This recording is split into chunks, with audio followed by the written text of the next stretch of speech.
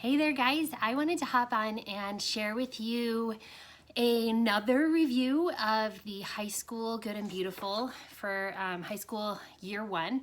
We did it all year long, and so I wanted to just kind of share an update on what we thought about it, because I did one at the beginning of the year, just looking through it and getting kind of an idea as I was opening it and showing you guys what it looked like.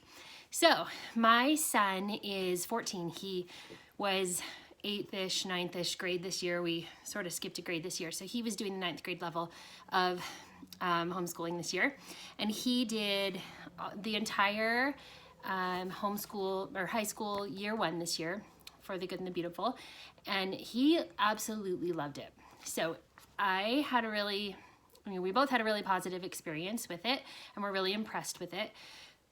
When I was opening up originally, I was looking through and thinking, oh, it doesn't look like a ton of work, but it ended up being a really good, well-rounded, full curriculum for him.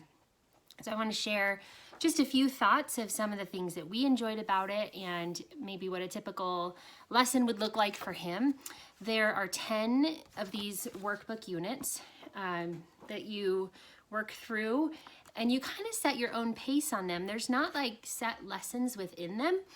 But I think that that's actually really nice, because the way that the Good and the Beautiful work, sometimes the lessons have a lot more intense work in them, and sometimes there's a lot less intense work in them. If you're using the lower grades, you might see that as well. For instance, in the first grade curriculum, sometimes a lesson is really long and there's a whole lot of pages that you have to complete, and sometimes it's just one day. So what I liked about the high school unit is the set your own pace, where they can decide how much time they want to put into each unit and how long they want it to take them. In the beginning, it kind of outlines how to do this, that you set the amount of time you will work each day or week. So for your first unit, if you want to complete it, she recommends a 4-day work week and 13 days to complete the unit. So in all 10 units, it took him the whole school year to complete it. That's not all he was doing. Obviously, there were other things we were doing along with this, but this is the bulk of his. It covered all of his language arts, his literature, geography, grammar. There were Latin and Greek roots in there. There's art study, where they study different paintings and discuss and talk about them and what they think about them. There's spelling practice, there's vocabulary that they're learning. They're even doing art, where they're learning to sketch and draw different things, which I love that, because my son, he's not super into art, but it was really good for him to have just these kind of more basic lessons in sketching and drawing, and then they get a little more advanced as you go along. Here's one of drawing a tree, and he did them, and because these lessons, give little step-by-step tips, he did a really good job with his drawings and learned, here's some about the light source and what he should be doing there to help him. There's writing practice. Here's one here, and this is in Unit 2. Everything shows it backwards for you guys on my camera, but this says, rewrite the sentence in the box 3 different ways so it does not start with the article the. So it's giving them creative writing practice and helping them learn tips for writing things in a different way. The vocabulary is really good. It's here's an example of some of them here.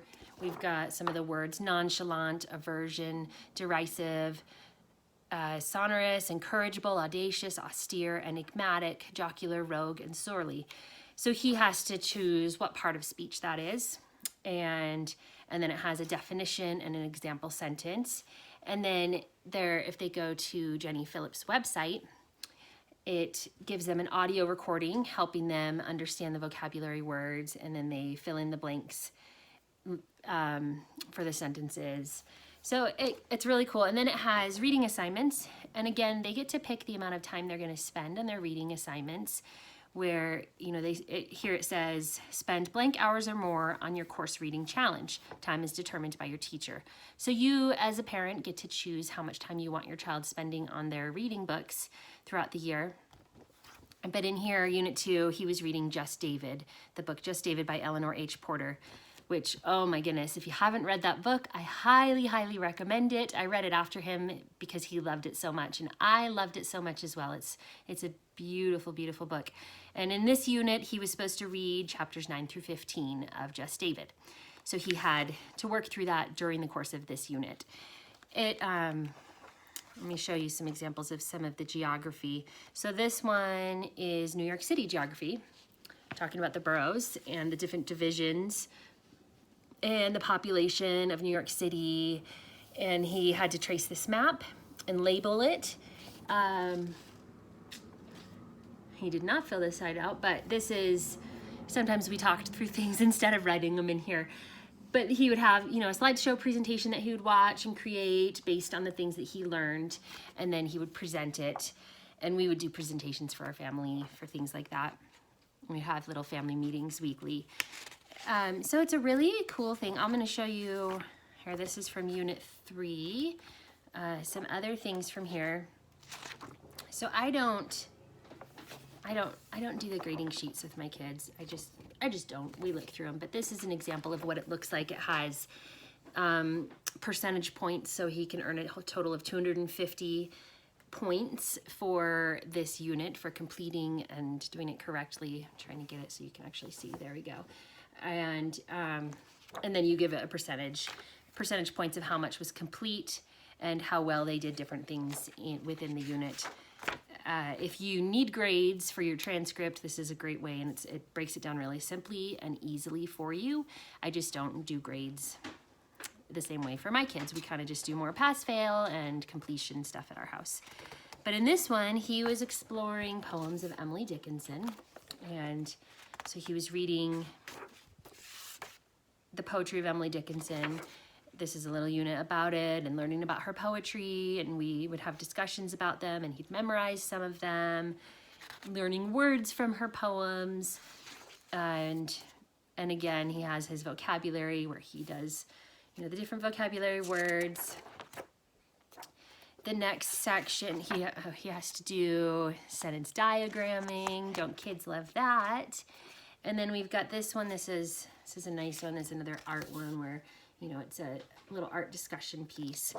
So these units are beautiful and really well done. Here's another geography one you can look at, the rivers of the United States.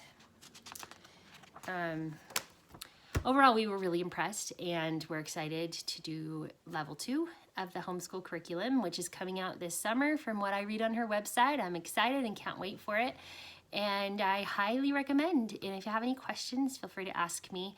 But if you're searching for something from your high schooler, this is beautiful and really well-rounded. To go along with this, if you are a subscriber to my blog, you may have seen I also worked with Sunlight this year.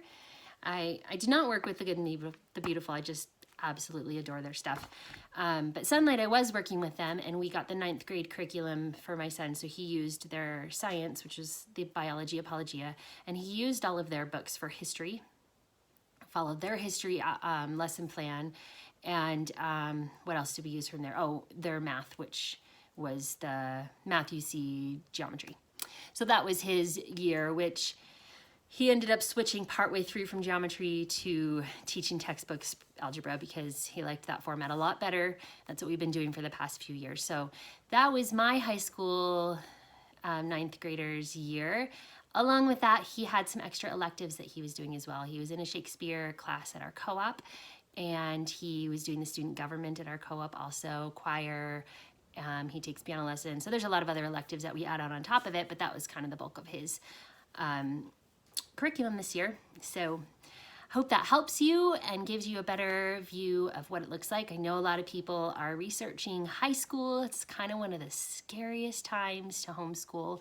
But what I learned this year from my first year of homeschooling a high schooler is that it's actually a whole lot easier than you think it is. And it's a whole lot easier than homeschooling a preschooler. I'm gonna be honest. Preschoolers need so much attention and so much hands-on mom time, and my high schooler would just kind of retreat to his room with his laptop and his pile of books and come back out, and we'd talk through what he did, and that was about it. Once in a while he'd need a little help with something, but mostly he's a very independent learner now, and it was beautiful and wonderful.